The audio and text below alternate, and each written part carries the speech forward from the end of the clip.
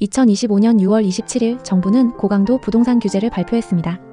일명 627 대책은 주택담보대출을 6억 원으로 제한하고 다주택자 및 고가 아파트에 대한 대출 문턱을 대폭 높인 것이 핵심이었습니다.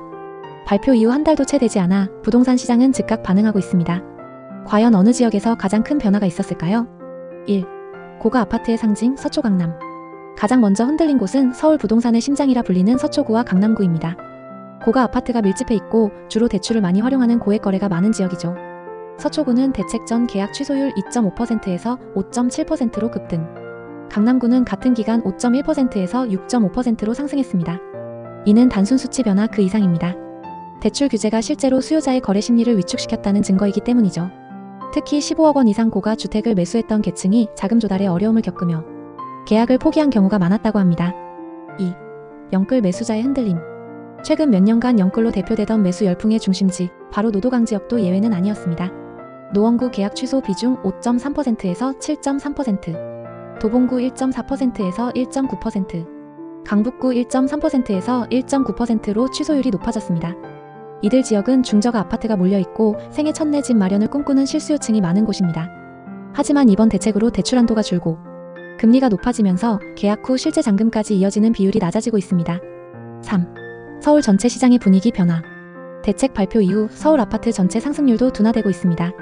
7월 첫째 주 0.43% 상승, 7월 둘째 주 0.40% 상승했습니다. 특히 인기 지역인 마포, 용산, 성동구와 강남 3구에서도 상승폭이 축소되거나 보합세를 보이는 모습입니다. 일부 단지에서는 실거래가 하락과 가격 조정 움직임도 포착되고 있어 투자자와 실수요자 모두 관망세로 돌아서는 분위기가 감지됩니다. 반면 여전히 상승 중인 지역은 흥미롭게도 모든 지역이 하락하는 건 아닙니다. 일부 지역에서는 여전히 상승세가 이어지고 있습니다. 영등포, 양천구, 과천, 성남 분당. 이들 지역은 공급 부족, 교통 인프라 호재, GTX 등 개발 기대감 등으로 인해 상승세를 유지하고 있습니다. 이는 현재 부동산 시장이 지역별 차별화 흐름을 보이고 있다는 신호입니다. 627 대책은 단기간에 시장을 흔들었습니다. 특히 고가주택과 영끌 매수세가 몰렸던 지역에서 빠른 반응이 나타났습니다.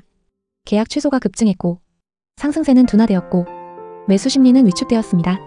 이러한 변화는 향후 부동산 시장이 어디로 흘러갈지를 판단하는 중요한 시그널이 될 수 있습니다. 아직은 진짜 하락장이라 단언하기 어렵습니다. 앞으로 금리 정책, 정부의 추가 규제 완화 또는 강화, 공급 물량 등이 시장에 결정적인 영향을 줄 수 있습니다. 지금은 성급한 판단보다 지역별 특성과 중장기 흐름을 냉정하게 분석할 시기입니다. 고가 아파트 밀집지와 영끌 매수 지역에서 계약 취소 증가, 서울 전반의 상승세 둔화, 일부 지역은 상승 지속 중인 지금은 전략적인 관망이 필요한 시점입니다. 감사합니다.